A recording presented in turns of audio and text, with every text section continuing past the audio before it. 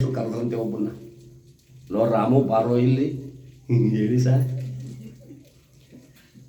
ನೋಡಪ್ಪ ಪರೀಕ್ಷೆ ಹತ್ರ ಕೂತು ಹೋಮ್ವರ್ಕ್ ಮಾಡ್ಕೊಂಡು ಬರ್ಬೇಕಣಪ್ಪ ನೀನು. ಆಯಿತು ಸರ್ ಬರ್ಕೊಳೋ. ಪೆನ್ ತಗೊಂಡ ಬರ್ಕೊಳಕ್ಕೆ ಶುರು ಮಾಡಿದೆ. ಹೇಳಿ ಸರ್. ಈಗೆಲ್ಲ ಇಂಗ್ಲೀಷು ಕನ್ನಡ ಎಲ್ಲ ಬಿಟ್ಬಿಟ್ರು. This is my head. ಬರ್ಕೊಂಡೆ ಮೇಷ್ಟ್ರೇ ಅಂದ. ಏನಂತ ಬರ್ಕೊಂಡೆ? This is my head. ಹಂಗಂದ್ರೆ ಏನು ಸರ್? ಅಷ್ಟು ಗೊತ್ತಾಗಲ್ಲ ನೀನು. ಹಂಗಂದ್ರೆ ಇದು ನನ್ನ ತಲೆ ಗೊತ್ತಾಗ್ಬಿಡಿ ಸರ್ ಅಂದ. ಮನಕ್ಕೆ ಬಂದ. ಮೇಷ್ಟ್ರು ಹೇಳ್ಕೊಟ್ಟಿದ್ರಲ್ಲ ಹೋಮ್ವರ್ಕು ಏನಂತ? ಇಂಗ್ಲೀಷ್ ಎಲ್ಲ ಬರ್ತದೆ, ಎಲ್ಲ ಭಾಷೆ ಗೊತ್ತಿತ್ತು ಸರ್, ತೆಲುಗು ತಮಿಳು. ಇವನು ಹೋಮ್ವರ್ಕ್ ಮಾಡೋಕ್ಕೆ ಗಟ್ ಮಾಡ್ತಾವನು. ಏನಂತ? ಇದು ನಮ್ಮೇಷ್ಟ್ರ ತಲೆ, ಇದು ನಮ್ಮೇಷ್ಟ್ರ ತಲೆ, ಇದು ನಮ್ಮೇಷ್ಟ್ರ ತಲೆ, ಇದು ನಮ್ಮೇಷ್ಟ್ರ ತಲೆ. ದಿಸ್ ಇಸ್ ಮೈ ಹೆಡ್ ಅಂತಲ್ವ ಹೇಳಿದ್ರು. ಕಡೆಯಲ್ಲಿ ಏನಂದ್ರು ಅವರು? ಇದು ನನ್ನ ತಲೆ ಅಂತ ಅಂದ್ರಲ್ಲ. ಮೇಷ್ಟ್ರು ಇದು ನನ್ನ ತಲೆ ಅಂತ ಕನ್ನಡದಲ್ಲಿ ಹೇಳಿದ್ರಲ್ಲ, ಅದು ಮೇಷ್ಟ್ರ ತಲೆ. ಮೇಷ್ಟ್ರ ತಲೆ, ಮೇಷ್ಟ್ರ ತಲೆ ಗಟ್ ಮಾಡ್ತಾವ. ಅಪ್ಪನು ವಿದ್ಯಾವಂತ. ಅವನು ಯಾವುದೋ ಫ್ಯಾಕ್ಟ್ರಿಗೆ ಹೋಗ್ತಿದ್ದ. ಅವನು ಕೆಲಸ ಮುಗಿಸ್ಕೊಂಡು ಅವನು ಬಂದ ಟಿಫನ್ ಕೆರೆ ಹಿಡ್ಕೊಂಡು. ಏನೋ ನಮ್ಮ ಹುಡುಗ ಇಷ್ಟೊಂದು ಜನ ಗಟ್ ಮಾಡ್ತಾವನಲ್ಲ. ಏನು ಅದು? ಮೇಷ್ಟ್ರ ತಲೆ, ಮೇಷ್ಟ್ರ ತಲೆ. ಯೋಗ್ಯಂತಂದು ಹೋಮ್ವರ್ಕ್ ಕಣಪ್ಪ ಇದು. ಹಂಗಲ್ಲ ಕಣ. ಏನು ಬರ್ಕೊಟ್ಟವ್ರು ಅಲ್ಲಿ? ಓದಪ್ಪ ನೀನೇನೆ. This is my head. ದಡ್ಡ ದಡ್ಡ ಕಣ ನೀನು. ಹಂಗಂದ್ರೆ ಏನು ಗೊತ್ತಾ? ಹೇಳಪ್ಪ. ಇದು ನನ್ನ ತಲೆ ಅಂದ. ಗೊತ್ತಾಯ್ತು ಬಿಡಪ್ಪ ಅಂತ. ಅಪ್ಪ ಹೇಳ್ಬಿಟ್ಟು ಆ ಕಡೆಗೆ ಹೋದ. ಇವನು ಈ ಕಡೆಗೆ ಶುರು ಮಾಡ್ಕೊಂಡ. ಇದು ನಮ್ಮ ಅಪ್ಪನ ತಲೆ, ಇದು ನಮ್ಮ ಅಪ್ಪನ ತಲೆ. ಇದು ಹಂಗೇನೆ ಕಥೆನ ಯಾರಿಗೆ ಯಾರು ಹೇಳಿದ್ರು ಅನ್ನೋದು ಅರ್ಥ ಮಾಡ್ಕೊಳ್ದೇ ಇದ್ರೆ ಅಪ್ಪನ ತಲೆನೂ ಆಯ್ತದೆ, ಬತ್ತ ಬತ್ತ ಅವನ ತಲೆಗೂ ಬರ್ತದೆ. ಹಾಗೆ ಇಲ್ಲಿ ಯಾವ ಸತ್ಯಸಂಧರಾದ ಪಾಂಡವರು ರಣರಂಗ ನಡೆದಂತ ಆ ಸ್ಥಳಕ್ಕೆ ಬಂದು ನಿಂತ್ಕೊಂಡು ನೋಡ್ತಾರೆ. ಕೃಷ್ಣ ಪರಮಾತ್ಮ, ಭೀಮಾರ್ಜುನಾದಿಗಳು 4 ಜನಗಳು ನಿಂತ್ಕೊಂಡು ನೋಡ್ತಾರೆ. ಯತ ನೋಡಿದರು ಎಣದ ಮಯವೇ,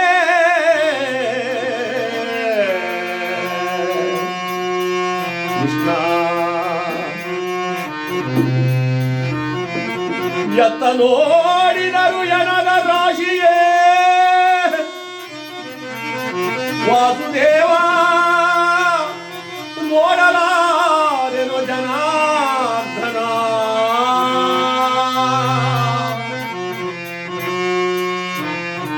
ನಾನು ನೋಡಕ್ಕಾಗ್ತಾ ಇಲ್ಲ ಕೃಷ್ಣ. ಭೂತ ಪ್ರೇತಗಳು ಕೇಕೆ ಹಾಕುತ್ತಿವೆ.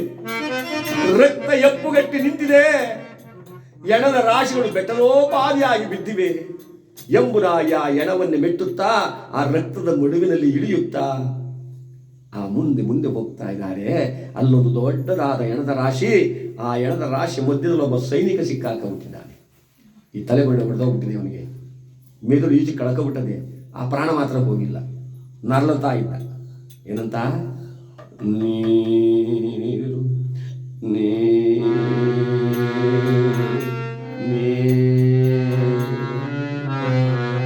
ಧರ್ಮರಾಜ ಕೇಳಿಸ್ಕೊಂಡ್ರು. ಏನ್ ನೋಡಪ್ಪ ಭೀಮಸೇನ, ಯಾರೋ ನೀರು ನೀರು ಅಂತ ಇದ್ದಾರೆ. ಹೋಗಪ್ಪ, ಎಲ್ಲಿ ಯಾರು ಸ್ವಲ್ಪ ನೀರನ್ನು ತಂದುಕೊಡು, ಅವನ ಪ್ರಾಣ ಉಳಿಸು. ಭೀಮಸೇನ ಅಂದ, ಅಗ್ರಜ, ನೀರನ್ನು ನಾವು ಇಲ್ಲಿ ಯಾರು ಹುಡುಕಿಕೊಂಡು ತರಬಹುದು. ಆದ್ರೆ ಅವನು ನಮ್ಮ ಕಡೆಯವನಾದ್ರೇನೋ ಸರಿ, ಕೌರವನ ಕಡೆಯವನಾದ್ರೆ ಶತ್ರು ಉಪಕಾರ ಮಾಡೋಕ್ಕಾಗತ್ತಾ? ಸಾಧ್ಯವಿಲ್ಲ ಅಣ್ಣ.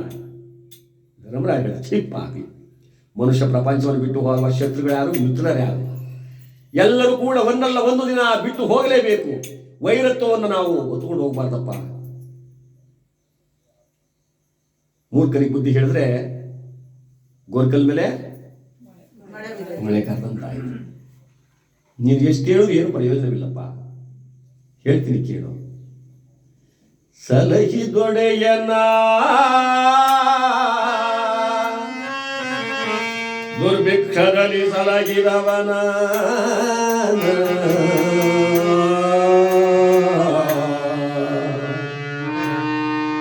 ಜಲದೊಳ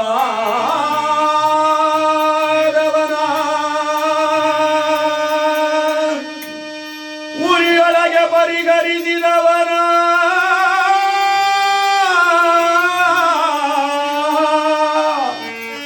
ಮರೆದವರಿಳಿವನೈ ಘೋರಾಂಧ ನರಕದಲೇ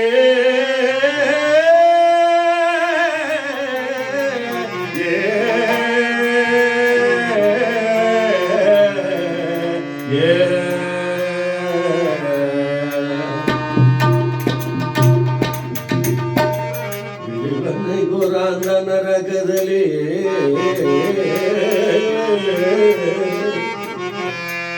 ಇಳಿವನೈ ಘೋರಾಂಧ ನರಕದಲೇ. ಯಾರೋ ನರಕಕ್ಕೆ ಯಾರೋ ಸಲಹಿದೊಡೆಯ ನನ್ನ ಚಿಕ್ಕನಿಂದ ಅಧಿಕ ತೊಳೆದು ಮುಖ ತೊಳೆದು ಬಣ್ಣೆ ಸೀಟಿ ನನ್ನ ಮಕ್ಕಳು ಹಂಗಿರ್ಲಿ ಹಿಂಗಿರ್ಲಿ ದೊಡ್ಡವರಾಗ್ಲಿ 4 ಜನಗಳಂತ ಇರಲಿ 4 ವಿದ್ಯೆ ಕಲೀಲಿ ಎತ್ತರವಾಗಿ ಬೆಳಿಬೇಕು ನನ್ನ ಮಕ್ಕಳು ಅಂತ ಸಾಕಿರ್ತಾನಲ್ಲ ಬರಗಾಲ ಅಂದೇನೆ ಆ ಪುಣ್ಯಾತ್ಮನನ್ನ ಕಣವ ಅಂಥವನನ್ನ ದುರ್ಭಿಕ್ಷದಲ್ಲಿ ಸಲಹಿದವನನ್ನ. ದುರ್ಭಿಕ್ಷ ಅಂದ್ರೆ ಪ್ರಪಂಚದಲ್ಲಿ ಅನ್ನಕ್ಕೆ ಹಾಹಾಕಾರವಾಗಿದ್ದಾಗ ತುತ್ತನ್ನಕ್ಕೆ ಗತಿ ಇಲ್ಲದಿದ್ದಾಗ ಈ ಆಟ ಸಿಟ್ಟು ಅಂತ ಎಲ್ಲ ತಿಂತಿದ್ರಂತೆ ಕೇಳಿ ನಮ್ಮ ಅಜ್ಜಮ್ಮದಿರ್ಗೆ ಅಕ್ಕಮ್ಮ ಯಾಕಂತ ಗೊತ್ತು.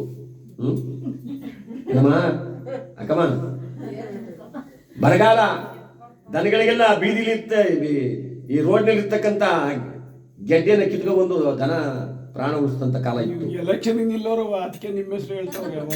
ಏನೋ ನಿಂತ್ಕೊಳ್ಳವ, ನಾವು ದೂರದಲ್ಲೇ ನಿಂತ್ಕೊಂಡು ಆಶೀರ್ವಾದ ಮಾಡ್ತೀವಿ. ದುರ್ಭಿಕ್ಷದಲ್ಲಿ ಸಲಹಿದವನನ್ನ ಅನ್ನವೇ ಇಲ್ಲಿರ್ತಕ್ಕಂಥ ಕಾಲದಲ್ಲಿ ತುತ್ತನ್ನವನ್ನ ಕೊಟ್ಟು ನಾನಿಂದ ಆದರೂ ಒಂದು ದಿನ ಬಿದ್ದು ಹೋಗೋ ಮರ ನನ್ನ ಮಕ್ಕಳು ಬದುಕಿರ್ಲಿ, ನನ್ನ ಮಕ್ಕಳು ಚೆನ್ನಾಗಿರ್ಲಿ, ನನ್ನ ವಂಶ ಉಳ್ಕೊಳ್ಳಿ, ನನ್ನ ಮನೆ ಬೆಳೀಲಿ ಅಂತ ಹೇಳಿ ಪುಣ್ಯಾತ್ಮ ಸಾಕಿರ್ತಾನಲ್ಲ ಅವನನ್ನ, ಜಲದೊಳಾದವನನ್ನ ಜಲದೊಳಗೆ ಮುಳುಗಿ ಪ್ರಾಣ ಹೋಗ್ತಾ ಇರುವಾಗ ತನ್ನ ಪ್ರಾಣ ಹೋಗೋದನ್ನು ಲೆಕ್ಕಿಸದೆ ಆ ಪ್ರಾಣ ಉಳಿಸ್ಕೊಂಡು ಈಚೆ ಕನಕ ಬಂದಲ್ಲ ಆ ಪುಣ್ಯಾತ್ಮನನ್ನ, ಉರಿಯೊಳಗೆ ಪರಿಹರಿಸಿದವನನ್ನ, ಬೆಂಕಿಲಿ ಉರಿತಾ ಇರುವಾಗ ಬೆಂದು ಪ್ರಾಣ ಹಾರಿ ಹೋಗ್ತದೆ, ತಾನ ಬೆಂಕಿಯಲ್ಲಿ ಹಾರಿ ತನ್ನ ಪ್ರಾಣ ಹೋದರೂ ಸರಿಯೇ ಇದೊಂದು ಜೀವ ನಾನು ಕಾಪಾಡಬೇಕು ಅಂತ ಹಾರಿ ಬಂದು ಆ ಪ್ರಾಣ ಉಳಿಸ್ಕೊಟ್ಟಲ್ಲ ಅಂಥ ಪುಣ್ಯಾತ್ಮ. ಈ ಪ್ರಪಂಚದಲ್ಲಿ ಯಾರು ಮಾರ್ತು ಬಿಡ್ತಾರೋ ಅವರೆಲ್ಲರೂ ಕೂಡ ರೌರವ ನರಕವನ್ನು ಅನುಭವಿಸ್ಬೇಕಾಗುತ್ತೆ. ಭೀಮಾ, ರೌರವ ನರಕವನ್ನು ಅನುಭವಿಸ್ಬೇಕಾಗುತ್ತೆ. ಏನು ಮಾಡಲಿ, ನಿನಗೆ ಎಷ್ಟು ಹೇಳಿದ್ರು ಏನು ಪ್ರಯೋಜನವಿಲ್ಲ. ಹೇಳ್ತೀನಿ ಕೇಳಪ್ಪ. ಧರ್ಮವೇ ಜಯವೆಂಬ ದಿವ್ಯ ಮಂತ್ರ, ಧರ್ಮವೇ ಜಯವೆಂಬ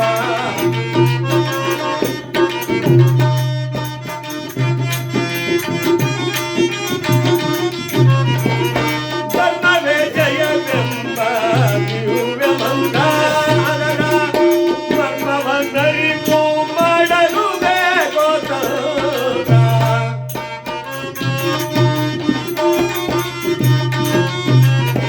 ಧರ್ಮವೇ ಜಯವೆಂಬ ದಿವ್ಯ ಮಂತ್ರ.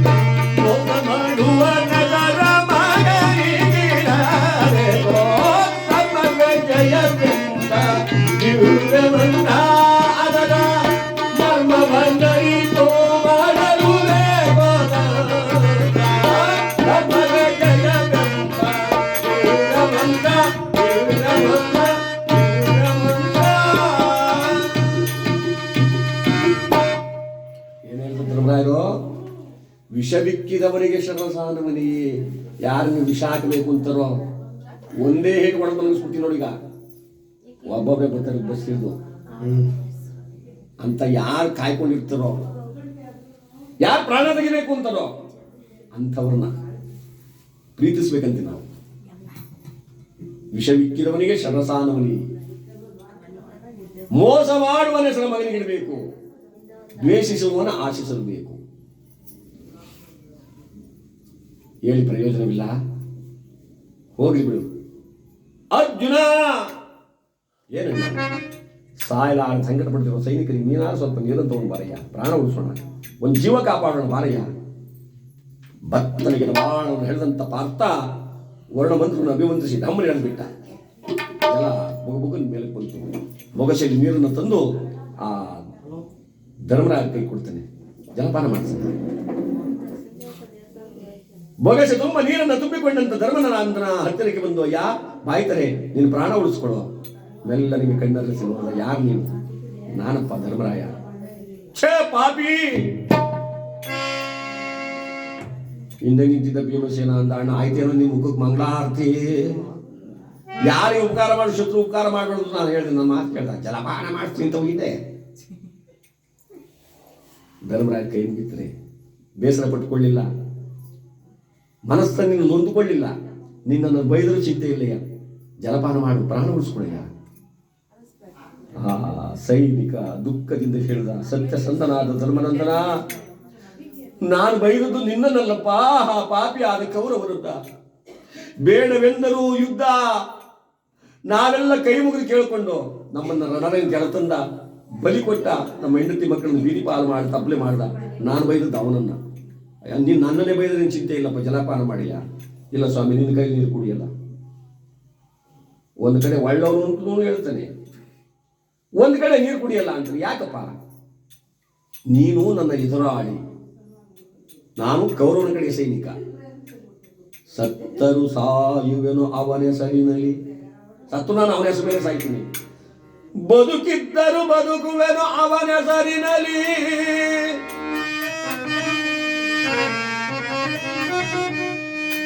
ಬಿಲಿ ಬಿಲಿನೆ ಒದ್ದಾಡಿ ಒದ್ದಾಡಿ ಒದ್ದಾಡಿ ಒದ್ದಾಡಿ ಒದ್ದಾಡಿ